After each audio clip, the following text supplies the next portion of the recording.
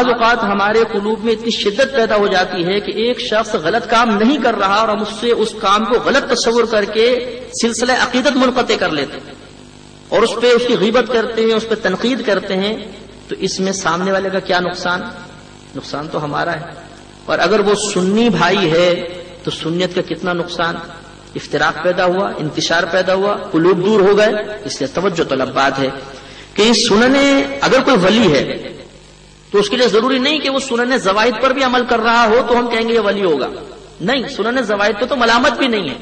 ہاں، سنن الہدا پر عمل ضروری ہے. اذان کا وہ قائل ہونا چاہیے، اذان دیتا ہو اگر موقع ملے. اقامت کا قائل ہونا چاہیے، اگر اس کو موقع ملے تو اقامت بھی کہے، یہ نہ کہ بغیر اقامت کے جماعت صحیح ہو جائے گی تو وہ تارک کہلائے گا اور قابل ملامت ہے. لیکن سنن زوائد کا ترک کرنے والا، اگر میں مسواک نہیں کرتا، اگر میں سفید لباس نہیں پہنتا، سفید لباس یہ سنت نہیں ہے، سرکار نے محبوب رکھا ہے. لیکن کیا سرکار نے سفید لباس اپنی زندگی میں پہنا ہے؟ تو لائیے کوئی دلیل ہمیں بھی دیجیے، ہم بھی دیکھتے ہیں کہ وہ دلیل موجود ہے کہ نہیں ہے. تو یہ دیکھیں، میں صرف آپ کو سمجھا رہا ہوں کہ آپ تھوڑا سا غور کیجئے کہ رنگین لباس پہننا ہمارے نبی کریم صلی اللہ علیہ وسلم سے ثابت ہے. سرکار کو جس قسم کا لباس تحفے میں دیا جاتا تھا آپ پہن لیا کرتے تھے. بعض اوقات تو سرکار کو اتنا سخت جبہ دیا گیا، یہ حدیث کریم میں موجود ہے کہ سرکار وضو فرمانے لگے، اوپر کیا تو یہاں پھنس گیا، تو آپ نے پھر اندر سے یوں ہاتھ نکال کے نیچے سے اس کو دھویا. تو معلوم ہوا کہ تنگ آستین پہننا بھی ہمارے نبی کریم کی سنت ہے. لیکن ہم باسا اوقات صحیح معلومات کے نہ ہونے کی بنا پر ایک شخص کو دیکھتے ہیں اس نے کف لگائے ہوئے، ہم کہتے ہیں یہ تو خلاف سنت کام کر رہا ہے. ایک کو دیکھا اس نے ٹوپی پہنی، ہم کہتے ہیں خلاف سنت ہے، یہ عقیدت کے قابل نہیں ہے. ایسا نہیں ہے. محبت، پیار اگر سنی ہے اور یہ سنن زوائد ترک کر رہا ہے تو قابل گرفت نہیں اور وہ ولایت سے گرے گا نہیں. اچھی طرح ذہن کے اندر رکھیے. میں اس لیے آپ کو عرض کر رہا ہوں کہ اللہ نہ کرے شیطان ان قسم کی باتوں کے ذریعے ہم پر کامیاب نہ ہو جائے، اور وہ ہو جاتا ہے.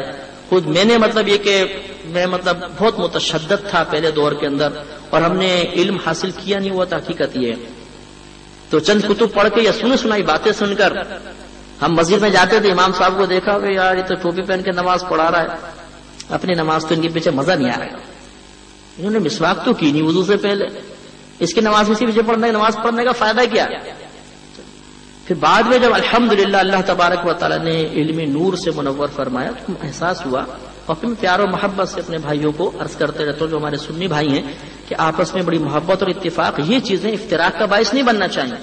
تو بہرحال میں چونکہ آپ کو یہ سمجھا رہا ہوں کہ اللہ کے ولی وہ ہوں گے جو صغیرہ کبیرہ گناہ سے بچتے ہوں. لہذا اگر سنن زوائد وہ ترک کر رہے ہیں تو وہ ولایت سے خارج نہیں ہوتے. نہ سنن زوائد کا اختیار کرنے والا ہی ولی ہو سکتا ہے. ہاں یہ ضرور لکھا ہے نبراس کے اندر کہ جو جتنی زیادہ سنن زوائد پر عمل کرے گا وہ اتنی کاملیت کے درجے پر ہوگا. اس کو کوئی انکار نہیں کر سکتا کہ ہمارے نبی کریم صلی اللہ علیہ وسلم کو اللہ نے جو کچھ عطا فرمایا وہ سب سے محبوب ترین عطا فرمایا. اس کو کون انکار کر سکتا ہے؟ تو جو اس طریقے کو اپنائے گا وہ گویا کہ اللہ تعالیٰ کے عطا کردہ سب سے محبوب ترین طریقے کو اپنا رہا ہے، اور جو اللہ کے محبوب ترین طریقوں کو اپنائے گا اللہ تعالیٰ اس کو درجات کی بلندی عطا فرمائے گا. تو اس لیے بہت ہی محبت، اعتدال پسندی یہ بہت ضروری ہے. شدت سے عموماً نقصان ہو جاتا ہے. تو بہرحال اب دیکھیے کہ بہت سے نماز نہیں پڑھ رہے، داڑھی صاف ہے، عورتوں کے سامنے بیٹھے ہوئے ہیں، تصویر بڑی بڑی لگا رکھی ہیں.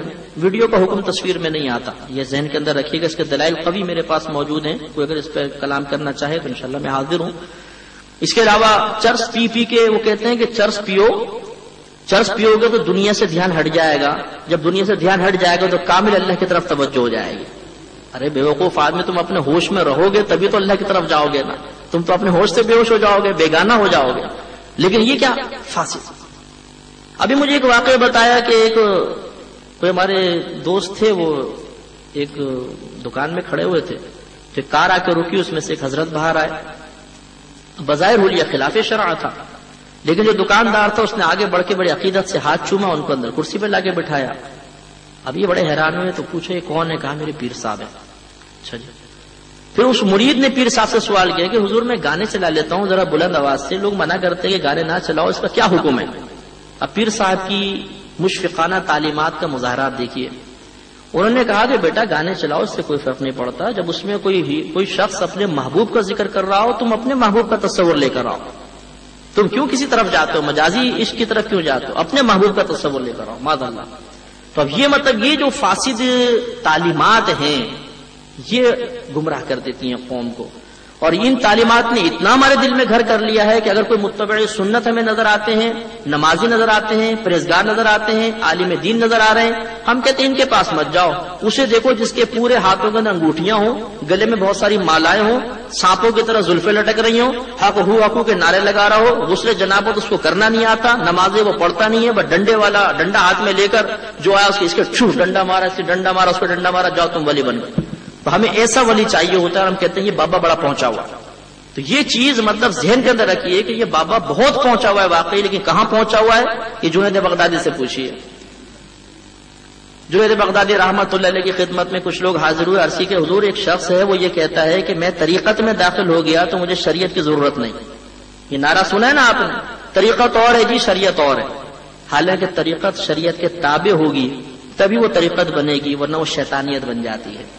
جنید بغدادی رحمت اللہ علیہ سے انہوں نے عرض کی کہ حضور وہ شخص کہتا ہے کہ میں بہت پہنچ گیا ہوں، اب میں طریقت پر آ گیا، مجھے شریعت کی ضرورت نہیں۔ فرمایا ہاں وہ بہت پہنچ گیا ہے، لیکن کہاں پہنچا؟ جہنم میں۔ تو اس لیے یاد رکھیے کہ متبع سنت، احکامات پر عمل کرنے والے یہ صحیح ہوتے ہیں۔ یہ نہیں کہ ہم ان کے اندر کوئی نادر شے تلاش کریں، کوئی بابا کے اندر کوئی ایسی چیز نظر آ جائے کہ جو ذرا اٹریکشن والی ہو اور ذرا عام لوگوں سے ہٹ کرو، انفرادیت ہو، تو ہمیں مزہ آئے گا۔ کوئی بابا میرا ہاتھ بند کر کے ہاتھ کھلوائے الائچی نکل آئے تو میں بولوں گا ہاں یہ اللہ کا ولی ہے۔ بس ایسا پھونک مار دے کہ میرا دل یوں ہلنے لگ جائے تو میں بولوں گا ہاں یہ ولی ہے۔ کوئی میرا بس دکان کے اندر ایسا تعویذ دے دے کہ گاہکوں کا رش ہو جائے، چاہے برابر میں پورے محلے والوں کی دکانیں سنسان ہو جائے، تو میں کہوں یہ ولی ہے۔ ہم اس چیز کو تلاش کرتے ہیں، یہ ولایت کا معیار نہیں ہے۔ آقا نعمت امام اہل سنت رضی اللہ تعالیٰ عنہ نے واقعہ لکھا ہے، ایک اللہ کے ولی تشریف فرما تھے، ایک بادشاہ ملنے کے لیے آیا، تو بادشاہ نے دل میں سوچا کہ ان کے سامنے سیب رکھے ہوئے تھے، سوچا کہ یہ سب سے سرخ سیب ہے نا، اگر یہ حضرت مجھے اٹھا کر دے دیں تو میں ان کو ولی مان لوں گا۔ اب وہ روشن ضمیر انسان تھے۔ اللہ کے ولیوں سے یاد رکھیے، یہ مقولہ بڑا مشہور ہے اور بڑا اچھا مقولہ ہے کہ کسی عالم کے سامنے پہنچو تو زبان سنبھال کر پہنچو، اور ولی کے سامنے پہنچو تو دل سنبھال کر پہنچو۔ کہ عالم فتویٰ دے گا آپ کی زبان کے الفاظ کے اوپر، اور ولی آپ کے دل میں جھانک کر بتائے گا کہ آپ کیا سوچ رہے ہیں۔ تو توجہ کے ساتھ وہ بادشاہ آیا، اس نے دل میں سوچا اگر یہ سرخ سیب اٹھا کر دے دینا تو ان کو ولی مان لوں گا۔ حضرت نے وہی سیب اٹھایا اور فرمایا کہ ایک مرتبہ ہم مصر گئے تھے، وہاں پہ ایک مجمع لگا ہوا تھا، تو ہم بھی اس مجمع میں گھس گئے تو دیکھا کہ اندر ایک گدھا کھڑا ہوا ہے۔ گدھے کے مالک نے اس گدھے کی آنکھ پر پٹی باندھی اور اپنی جیب سے ایک انگوٹھی نکالی اور کہا کہ دیکھیں میں پورے مجمع میں ایک شخص کو انگوٹھی دوں گا، اور میرا گدھا حالانکہ اس کی آنکھ پہ پٹی بندھی ہوئی ہے یہ بتا دے گا کس کے پاس انگوٹھی ہے۔ اور اس نے یہی کیا، آنکھ پہ پٹی باندھی، ایک شخص کے ہاتھ میں انگوٹھی پکڑائی، گدھے کو ہاتھ مارا، بتا کس کے ہاتھ میں انگوٹھی ہے۔ گدھا گیا اور سیدھا اس کو جا کے ٹچ کر دیا اور انگوٹھی برآمد ہو گئی۔ اب آپ نے وہ سیب اٹھا کے بادشاہ کی طرف پھینکا اور فرمایا کہ اگر ہم آپ کو سیب دے دیں تو ہم نے گدھے سے بڑھ کر وہ کام نہ کیا، اور نہ دیں تو ہم تو ولی نہیں ہیں۔ تو بادشاہ شرمندہ ہو گیا، آپ کے قدموں میں گرا اور فوراً آپ کا مرید ہو گیا۔ تو ولایت ہم چاہتے ہیں وہ کرامت نظر آ جائے، کوئی خلاف عقل بات اچانک کو ایسا صدور ہو جائے کہ حضرت یوں کریں اور یہ بوتل سونے کی بن کے سامنے آ جائے تو ہم کہیں گے کہ ولی ہیں، ورنہ نہیں۔ شیخ بایزید بستامی رحمت اللہ علیہ کا قول سنیے، وہ فرماتے ہیں اگر ولایت ہوا میں اڑنا ہے تو مکھی بھی اللہ کی ولی ہے، اگر پانی پہ چل لینا یہ ولایت کا معیار ہے تو تنکا بھی اللہ کا ولی ہے کہ بھی پانی پہ چل لیتا ہے۔ فرمایا یہ ولایت کا معیار نہیں، بلکہ نبی کریم صلی اللہ علیہ وسلم کے احکامات پر مکمل عمل کرنا اور آپ کی سنتوں کی پیروی کرنا یہ ولایت کی علامت ہے۔ اس لیے اچھی طرح یاد رکھیے کہ کبھی بھی ان نادر الوقوع چیزوں کی وجہ سے کسی کو ولی نہ سمجھیں اور نہ اس کا مطالبہ کریں، یہ غیر مناسب بات ہے۔ اور یہ بھی اچھی طرح یاد رکھیں کہ کبھی اللہ کے ولی کے دامن کو چھوڑ کر پیچھے ہٹ مت ہٹیں، ہمیشہ ان کی صحبت میں رہنے کی کوشش کریں، چاہے آپ کتنی کامل کیوں نہ ہو جائیں، کیونکہ یہ وہ اللہ کے منتخب کردہ بندے ہیں جنہوں نے طویل عرصے تک اپنے نفس کے ساتھ مقابلہ کیا ہے، شیطان کی رکاوٹوں کو پار کرتے چلے جا رہے ہیں۔ اور آپ جانتے ہیں جو جتنا زیادہ تجربہ کار ہوتا ہے وہ اتنا ہی ماہر ہو جاتا ہے۔